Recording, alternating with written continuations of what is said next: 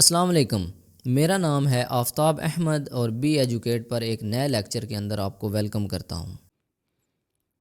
आज के इस लेक्चर में हम अपनी 207 कोड की बुक को स्टार्ट करेंगे। कंपलसरी इंग्लिश 1 जो कि मैट्रिक प्रोग्राम्स के लिए पढ़ाई जाती है अल्लामा इकबाल ओपन यूनिवर्सिटी की तरफ से।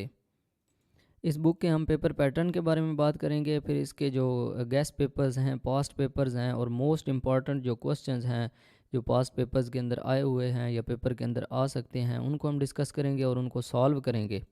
उसके अलावा इस लेक्चर के अंदर मैं आपको कुछ टिप्स और ट्रिक्स ऐसी बताऊंगा जो कि 95% स्टूडेंट्स को नहीं पता होती और वो गलती करते हैं पेपर के अंदर और एंड पे फेल हो जाते हैं। तो जो जो चीज़ें मैंने आपको बतानी हैं उनको आपने अच्छे से नोट कर लेना है और उनको फॉलो करेंगे तो इंशाल्लाह आपको पास होने से कोई नहीं रोक सकता। ओके जी, गैस पेपर को स्टार्ट करने से पहले थोड़ा सा हम इसके पेपर पैटर्न के बारे में बात कर लेते हैं। तो आपका जो पेपर होगा टोटल 100 नंबर का पेपर होता है, आप लोगों को पता ही है, जिसमें से आपको 40 नंबर लेने होते हैं पास होने के लिए। और सारे क्वेश्चंस जो हैं वो आपको अटैम्प्ट करने पड़ते हैं। पहले तो यही पैटर्न हुआ करता था, लेकिन जो अल्लामा इकबाल ओपन यूनिवर्सिटी के बाकी कोर्सेज़ हैं ना, उनमें चॉइस होती है। 8 क्वेश्चन दिए होते हैं, उनमें से कोई से 5 करने होते हैं। तो मे भी शायद इस दफ़ा वो भी आपको चॉइस दे दे, लेकिन पिछले जो पेपर्स हैं उनके अंदर चॉइस नहीं होती थी। उनके अंदर वो कहता था कि जितने क्वेश्चन दिए गए हैं वो सारे करने हैं। वो क्वेश्चन 20-20 नंबर के भी हो सकते हैं, 10-10 नंबर के भी हो सकते हैं, आधे 20 नंबर के, आधे 10 नंबर के, ऐसे भी हो सकते हैं। और चॉइस हो भी सकती है, चॉइस नहीं भी हो सकती। तो इसलिए इस बात पर रिलाई नहीं करना कि हमारा पेपर इसी किस्म का होगा। अच्छा, दूसरी बड़ी अहम बात जो स्टूडेंट के फ़ेल होने का सबब बनती है, आपको पता है कि आपकी जो फाइनल असेसमेंट होती है ना, असेसमेंट के अंदर आपके मार्क्स असाइनमेंट के भी होते हैं और आपके जो पेपर है उसके भी मार्क्स होते हैं। और इनका जो वेटेज होता है ना, इसको आप गौर से समझिएगा। ये बड़ी इंपॉर्टेंट चीज़ मैं आपको बताने जा रहा हूँ, पेपर और असाइनमेंट। अच्छा, पेपर के मार्क्स जो हैं वो 70% होते हैं और असाइनमेंट के मार्क्स जो हैं वो 30% होते हैं। ये जो आपका फाइनल एग्रीगेट बनता है ना, उसमें इतने मार्क्स इंक्लूड होते हैं। अब ये किस तरह बनता है, आपका पेपर फाइनल रिज़ल्ट जो है वो किस तरह बनता है। अब फॉर एग्ज़ाम्पल आपने पेपर में 100 में से 40 नंबर ले लिए फॉर एग्ज़ाम्पल। अब आप कहेंगे कि हमने तो पेपर में 100 में से 40 ले लिए तो हम पास हो जाएंगे, ऐसी बात नहीं है। आपके असाइनमेंट के भी उसमें जमा होंगे, तो टोटल एग्रीगेट आपका 40 नंबर बनने चाहिए। अब कैसे, मैं आपको समझाता हूँ। 40 नंबर का 70% आपके फाइनल असेसमेंट में ऐड होगा पेपर में। 40 को 70% से ज़रब दें, 70% का मतलब होता है 70/100। ये ज़ीरो इस ज़ीरो से कट गई, ये ज़ीरो इस ज़ीरो से कट गई, 7 4 बार 28। तो 28 नंबर आपके टोटल फाइनल असेसमेंट में, आपका जो रिज़ल्ट है ना फाइनल, उसके अंदर आपके 28 नंबर होंगे। मतलब अगर पेपर में से आप 40 नंबर लेते हैं तो आपका फ़ाइनल जो रिज़ल्ट है उसके अंदर 28 नंबर होंगे इसके शामिल। 40 के 28 लगेंगे आपके फ़ाइनल पेपर में। और आपको पता है 28 नंबर वाला पास नहीं होता। अच्छा, अब ये असाइनमेंट के नंबर भी असेसमेंट के अंदर जमा होने हैं। अब आपकी 2 असाइनमेंट्स हैं, फॉर एग्ज़ाम्पल दोनों में आपके 80-80 नंबर आते हैं। तो टोटल कितने बन गए, 160 बन गए। 80 और 80 160। अब इसका आपने 30% बनाना है, तो 30% अब 30/100 नहीं होगा, क्यों 200 होगा, क्योंकि आपकी 2 असाइनमेंट्स हैं ना। तो असाइनमेंट वाला सेक्शन जो है इसको आपने 200 से तकसीम करना है, क्योंकि 2 असाइनमेंट्स हैं, दोनों 100-100 नंबर की हैं, तो 200 नंबर बन गए।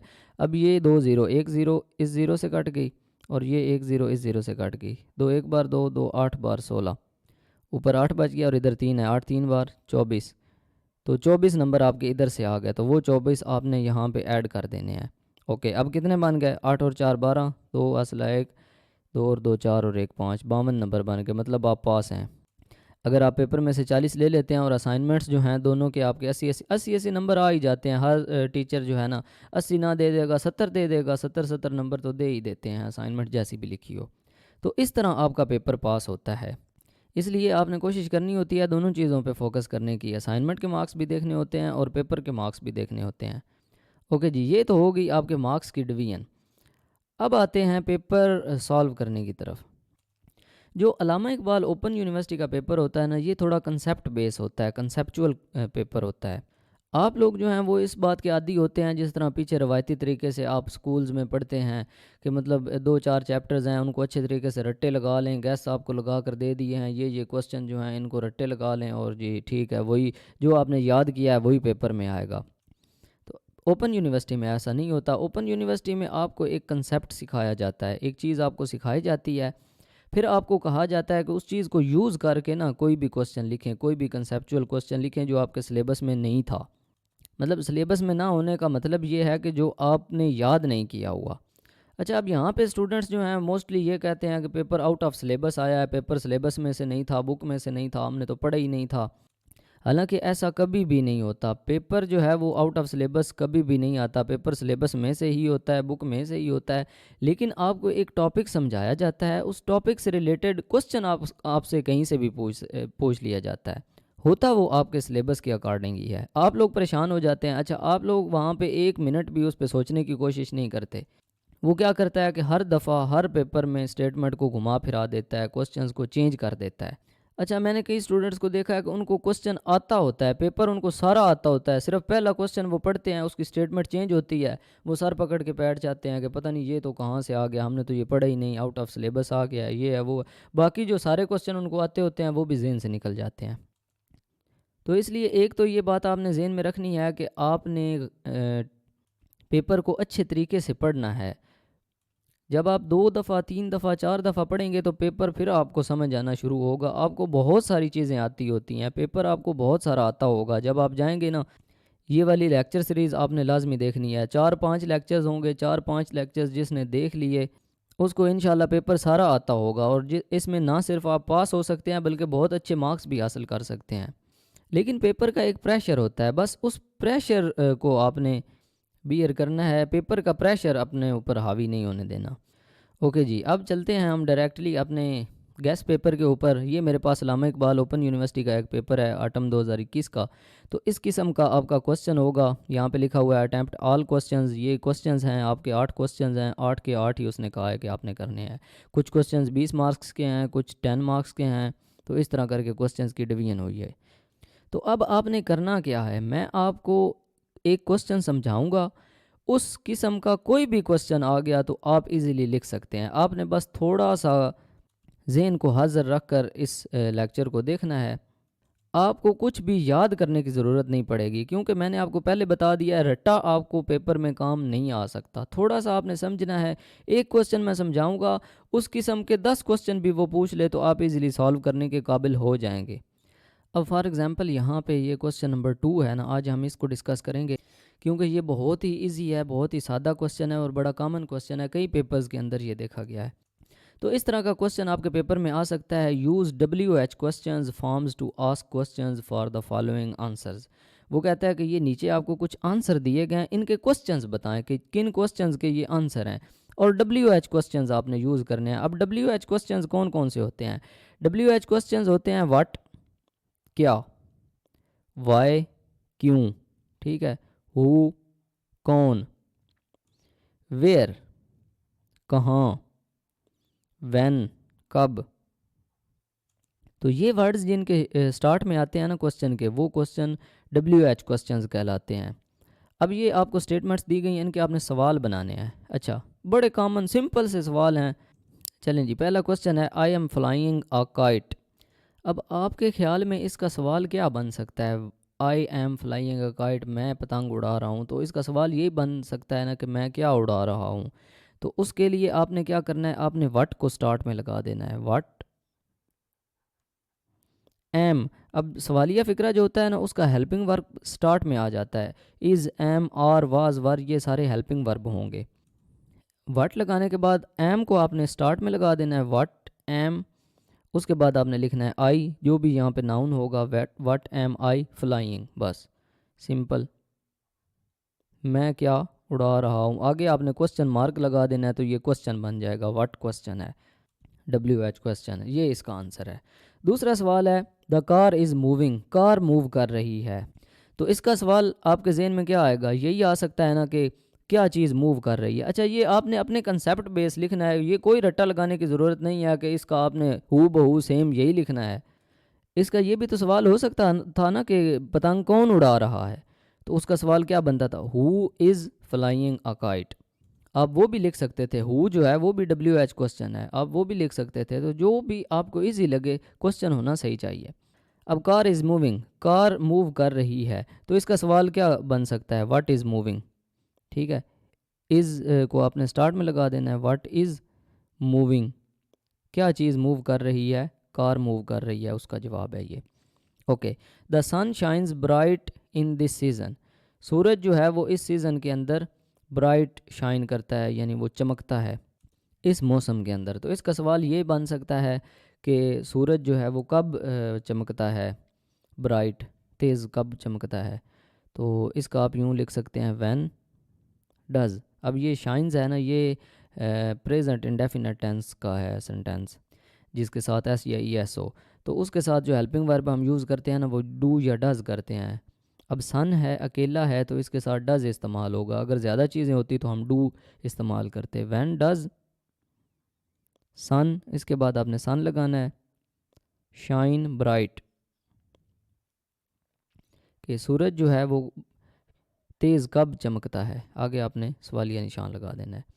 It is a new day today, वो कहता है कि आज एक नया दिन है, आज एक नया दिन है। तो सवाल ये बन सकता है कि कब एक नया दिन है। When is a new day, new day कब होता है, when is a new day. अच्छा, आप कहेंगे कि इसके साथ मैंने डज़ क्यों नहीं लगाया। तो इसलिए नहीं लगाया क्योंकि इसके साथ तो ऑलरेडी हेल्पिंग वर्ब है ना, इज़। जिसके साथ हेल्पिंग वर्ब नहीं होगा और एस या ई एस वाला होगा, मतलब प्रेजेंट इंडेफिनिट टेंस का सेंटेंस होगा, तो उसके साथ आपने डज़ या डू लगाना है। वो मैं आपको साथ साथ बताता जाऊंगा। फ़िलहाल आप पढ़ें। We are going to plant trees, हम पौधे लगाने जा रहे हैं या दरख्त लगाने जा रहे हैं। तो इसका सवाल ये भी हो सकता है कि हम कहाँ जा रहे हैं या हम क्या लगाने जा रहे हैं। इस किस्म के मुख्तलिफ सवाल हो सकते हैं। मैं इसका सवाल ये बनाता हूँ कि हम कहाँ जा रहे हैं। तो आप लिखें जी वेयर, अब आर को स्टार्ट में लिख दें, वेयर आर, आगे वही लगा दें, गोइंग, वेयर आर वही गोइंग, हम कहाँ जा रहे हैं, आगे आप क्वेश्चन मार्क लगा दें, आपका क्वेश्चन बन जाएगा। तो ये आपने कंफ्यूज नहीं होना कि सवाल कौन सा बनाएं। मतलब सवाल मुख्तलिफ हो सकते हैं ना, कि हम कहाँ जा रहे हैं या हम क्या लगाने जा रहे हैं या दरख्त लगाने कौन जा रहा है, उसका भी तो जवाब ये हो सकता है ना कि हम दरख्त लगाने जा रहे हैं। तो मैंने पहले आपको बताया है, इससे कंफ्यूज नहीं होना। आपका जो भी दिल करता है वो क्वेश्चन आप बना दें इसका। इसके बाद है द बुक इज़ लॉस्ट, किताब जो है वो खो गई। तो इसका सवाल ये बन सकता है कि क्या खो गया। तो आप लिख सकते हैं what is lost, what is lost, आगे क्वेश्चन मार्क लगाएं, क्या खो गया। I can't site the moon, मैं मून को, चांद को नहीं देख सकता या सकती, आई दोनों के लिए इस्तेमाल होता है। तो इसका सवाल ये हो सकता है कि आप क्या नहीं देख सकते। तो जवाब होगा कि मैं चांद नहीं देख सकता।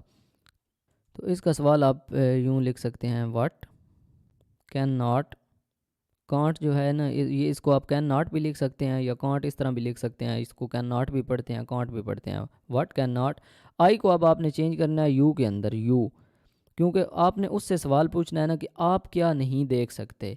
तो वो आपको आगे जवाब देगा कि मैं चांद नहीं देख सकता।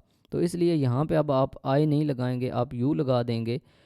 What can not you site, तुम क्या नहीं देख सकते। तो इसका जवाब होगा कि मैं चांद नहीं देख सकता।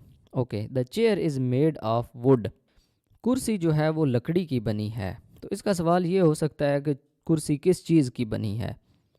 तो इसका सवाल आप यूँ लिख सकते हैं what is chair made of, कुर्सी किस चीज़ की बनी है, what is chair made of, chair is made of would. The bottle is broken, bottle टूट गई, टूट चुकी। तो इसका सवाल ये हो सकता है कि क्या चीज़ टूट गई। तो आप यूँ लिख सकते हैं व्हाट इज़ ब्रोकन, ठीक है। और आगे आपने सवालिया निशान लगा देना है। इसके बाद है Ali shut the engine of, Ali ने इंजन बंद कर दिया। तो इसका सवाल ये हो सकता है कि अली ने क्या बंद कर दिया या इंजन किस ने बंद कर दिया, ये भी हो सकता है। तो आप जो मर्ज़ी कर लें। मैं इसका ये लिख देता हूँ कि अली ने क्या बंद कर दिया, what did Ali, Ali shut, Ali ने क्या बंद कर दिया। अब देखें कितना सादा सवाल है, कितना आसान सवाल है। सिंपल आपने व्हाट, वाई, हु, वेयर लगा देना है स्टार्ट में, और हेल्पिंग वर्ब स्टार्ट में कर देने हैं, और एक चीज़ आपने ख़त्म कर देनी है। जो जवाब होगा ना वो वाला लफ्ज़ आपने हटा देना है, एंड पे आपने सवालिया निशान लगा देना है, तो आपका सवाल बन जाएगा। 10 सवाल हैं, 5 मिनट का ये क्वेश्चन है, और 10 नंबर हैं इसके पूरे। तो आप अंदाज़ा कर लें कि पास होना कितना आसान है। लेकिन ये है कि आपको कंसेप्ट आना चाहिए। अब अगर आपने कंसेप्ट बेस पे किताब पढ़ी होगी तो ये क्वेश्चंस आपके लिए हलवा होंगे। ये तो फिंगर टिप्स पे आपको याद होंगे, क्वेश्चन देखते ही आपको पता चल जाएगा इसका आंसर क्या है। इसके बाद एक और पेपर है यहाँ पे मेरे पास, उसमें भी वही हैं, WH क्वेश्चंस हैं। WH क्वेश्चंस बनाने हैं, 10 मार्क्स का क्वेश्चन है। यहाँ पे पहले नंबर पे ये आया हुआ है क्वेश्चन, और देखें ये सारे वही क्वेश्चन हैं। सिंपल उसने क्या किया है, यहाँ पे पहले आई लिखा हुआ था ना, I am flying a kite, तो यहाँ पे इसने नदीम लिख दिया, Nadeem is flying a kite. तो वहाँ पे आपने सवाल बनाया था ना, व्हाट एम आई डूइंग, तो यहाँ पे आपने लिख देना है व्हाट इज़ नदीम डूइंग। वहाँ पे एम इसलिए लगाया था क्योंकि आई के साथ एम लगता है, यहाँ पे आपने इज़ लगाना है क्योंकि नदीम जो है ना सिंगल पर्सन है, इसके साथ इज़ लगेगा। What is Nadeem doing, Nadeem क्या कर रहा है, Nadeem is flying a kite, Nadeem एक पतंग उड़ा रहा है। सिंपल ये क्वेश्चन है, बाकी सारे सेम है, वो आपने उधर से ही देख लेने हैं। सेम वही क्वेश्चंस उसने यहाँ पे भी रख दिए हैं। तो अब इसका ये मतलब नहीं है कि यही सेम क्वेश्चन आपके पेपर में आएंगे। आप लोग ये सोचते हैं कि ये जो मैंने पढ़ा दिया है बस यही पेपर में आना है। वहाँ पे थोड़े बहुत चेंज हो सकते हैं। कार की जगह पे बस हो सकती है, मूविंग की जगह पे रनिंग हो सकती है। इस तरह करके वो क्वेश्चन चेंज कर सकता है, स्टेटमेंट चेंज कर सकता है। तो हू बहू पेपर कभी भी नहीं आता, ये बात ज़हन में से निकाल दीजिएगा। सिर्फ आपने ये कंसेप्ट देखना है। आपने पूरे क्वेश्चन में से पूरे पेपर में से ढूंढना है कि WH क्वेश्चंस वाला क्वेश्चन आया है कि नहीं आया। ठीक है, अगर आपको मिल गया तो आपने देखना है, उसकी स्टेटमेंट्स देखनी है। अगर ये हुई तो वेल एंड गुड, अगर ये ना भी हुई तो मैंने आपको तरीकाकार बता दिया। आपने WH वर्ड्स जो हैं वो मैंने आपको बता दिए हैं कि WH वर्ड कौन कौन से हैं। व्हाट है, हु है, वेयर, व्हेन, वाई, इस किस्म के वर्ड्स हैं। तो जहाँ जहाँ पे जो जो वर्ड फिट होता हुआ उसको आपने लगा देना है, हेल्पिंग वर्ब को स्टार्ट में कर देना है, और जो एक आंसर वाली चीज़ होगी उसको निकाल के एंड पे आपने क्वेश्चन मार्क लगा देना है, आपका क्वेश्चन बन जाएगा। यहाँ पे एक और पेपर है, ये भी आटम 2021 का ही पेपर है, तो इसमें भी WH क्वेश्चंस उसने देखें सेम वही क्वेश्चन सारे दिए हैं, और Nadeem is flying a kite वो वाला। नेक्स्ट एक पेपर के अंदर भी देखें क्वेश्चन वही है, सिर्फ वो शफलिंग कर रहा है। मतलब कभी वो क्वेश्चन नंबर 1 पे रख देता है, कभी 2 पे रख देता है, कभी 4 पे रख देता है, आपको कंफ्यूज करने के लिए। क्योंकि आपका एक माइंड सेट बना होता है ना कि ये पेपर ऐसे ही आना है, तो जब पेपर थोड़ा सा पैटर्न से हट के आता है तो आप लोग बहुत ज़्यादा कंफ्यूज हो जाते हैं। आपको सारा क्वेश्चन पेपर आता हो फिर भी आपके जहन से निकल जाता है, आप कहते हैं ये तो मुझे आता ही कुछ नहीं है।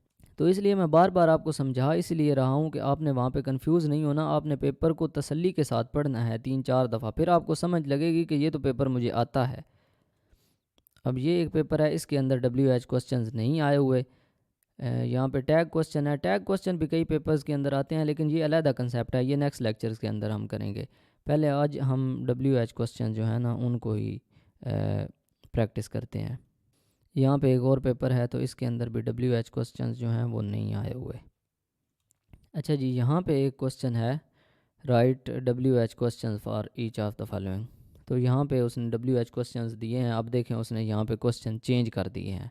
तो सवाल तो वही है, स्टेटमेंट्स चेंज हो गई हैं, कोई इशू नहीं है। अच्छा, इसके अब क्वेश्चंस बनाएं आप, WH क्वेश्चंस खुद से ही बना लें, बड़े सिंपल हैं। जैसी एंड जेड एट डिनर, जैसी और जेड ने डिनर किया या खाया। तो आप यूँ लिख सकते हैं, इसके स्टार्ट में आप लगा दें कि जैसी और जेड ने क्या खाया। सवाल आप ये बना सकते हैं, व्हाट डिड, स्टार्ट में आप व्हाट लगा दें, व्हाट डिड जैसी एंड जेड एट, यहाँ पे सवालिया निशान लगा दें, डिनर को ख़त्म कर दें, तो आपका सवाल बन जाएगा व्हाट डिड जैसी एंड जेड एट, जैसी और जेड ने क्या खाया। इसके बाद है Jaycee Jade and Titus ate dinner, Jaycee Jade और टाइटस ने डिनर किया। तो इसका भी आप यूँ लिख सकते हैं, what did Jaycee Jade and Titus ate, यहाँ पे इसको ख़त्म करके आप सवालिया निशान लगा दें, सवाल बन जाएगा। जैसी कुकड एंड एट डिनर, जैसी ने डिनर पकाया और खाया। तो इसका सवाल आप यूँ बना सकते हैं कि किसने डिनर पकाया और खाया। तो यहाँ पे आप हु लगा दें, हु डिड, जैसी को आप ख़त्म कर दें, who cooked and at the dinner, सवालिया निशान लगा दें, सवाल बन जाएगा। इसके स्टार्ट पे भी आप हु लगा सकते हैं कि किसने डिशेस को वॉश किया और रिंस किया। तो यहाँ पे भी आप हु लगा दें, who rinsed and wash the dishes, सवालिया निशान लगाएं, सवाल बन जाएगा। जैसी क्लीन द रूम, किसने रूम क्लीन किया, कमरा साफ़ किया। जैसी को ख़त्म करके यहाँ पे हु लगाएं सिंपल, और एंड पे सवालिया निशान लगाएं, हु क्लीन्ड द रूम। जैसे वाइप्ड द फ्लोर, यहाँ पे भी आप हु लगा सकते हैं, हु वाइप्ड द फ्लोर, ये सवाल बन जाएगा। सवाल आप यूँ भी बना सकते हैं कि जैसी ने क्या साफ़ किया, व्हाट डिड जैसी वाइप्ड, जैसी ने क्या साफ़ किया, या हु वाइप्ड द फ्लोर, किसने फ्लोर साफ़ किया। सवाल दोनों तरह से आप बना सकते हैं, ये आप पे डिपेंड करता है जिस तरह आपको इजी लगे। जैसी प्लेड विद द बेबी, तो ये भी आप यूँ लिख सकते हैं, who played with the baby. जैसी को ख़त्म करें, who played with the baby, सवालिया निशान लगाएं, सवाल बन जाएगा। जैसी बॉट सम थिंग्स, तो इसका थोड़ा सा चेंज कर लेते हैं। अब सारे सवालों के साथ हु ही ना लगाते जाइएगा, थोड़े आपने चेंज भी करने हैं। मतलब 2-3 के साथ हु लगा दिया, 2-3 के साथ वट लगा देंगे। तो अब वट वाला सवाल बनाते हैं कि जैसी ने क्या बाई किया, व्हाट डिड जैसी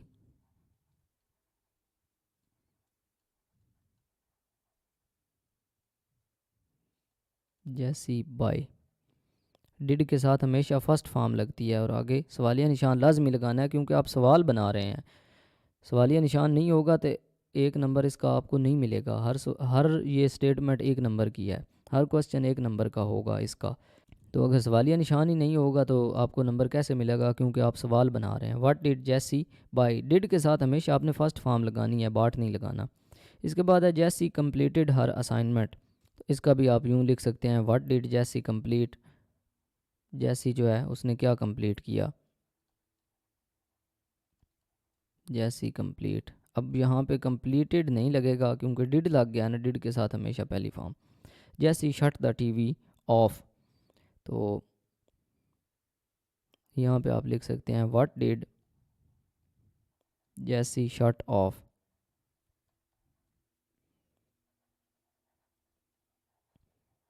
जैसी ने क्या चीज़ बंद कर दी, तो जैसी ने टीवी बंद कर दिया, ये इसका सवाल बन सकता है। तो अब ये बात ध्यान से याद रखें, कोई भी क्वेश्चन आ जाए WH क्वेश्चंस वाला, कोई भी सवाल स्टेटमेंट किसी किस्म की भी हो सकती है।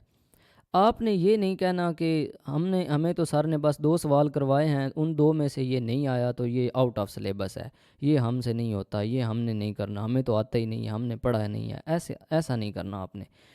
अगर आपको बस ये नज़र आ जाए WH क्वेश्चंस, आपने आंखें बंद करके इनको WH क्वेश्चंस बना देना है। आपको आते हैं नहीं आते वो एक अलग चीज़ है। अगर 10 के 10 सवाल आपने बना दिए हु व्हाट वेयर व्हेन लगा कर, तो उनमें से कोई 5 भी आपके ठीक नहीं होंगे। तो इसलिए इसको आपने खाली बिल्कुल नहीं छोड़ना। अगर ये सवाल आ जाए तो आपने जैसी भी असाइनमेंट हो, स्टेटमेंट हो, जिस किस्म की भी, आपने सिंपल उसके क्वेश्चंस बना देने हैं। ओके जी, इस लेक्चर को यहीं पे एंड करते हैं। नेक्स्ट लेक्चर के अंदर फिर नेक्स्ट क्वेश्चन जो है ना वो डिस्कस करेंगे, क्योंकि इस लेक्चर के साथ अगर मिलाया जाए तो लेक्चर काफ़ी लेंथी हो जाएगा। और अगर आपको इस कोर्स के तमाम लेक्चर्स चाहिए तो आप हमें व्हाट्सएप पर कांटेक्ट कर सकते हैं। व्हाट्सएप नंबर आपको वीडियो के एंड पे मिल जाएगा। उम्मीद करता हूँ आपको इस लेक्चर की अच्छे तरीके से समझ आ गई होगी। इस लेक्चर से रिलेटेड अगर आपका कोई भी क्वेश्चन हो तो आप इजीली स्क्रीन पर दिए गए व्हाट्सएप नंबर पर पूछ सकते हैं। हमसे जितना हो सका हम आपको फैसिलिटेट करने की पूरी कोशिश करेंगे। मिलते हैं नेक्स्ट लेक्चर के अंदर। अल्लाह हाफिज़, टेक केयर।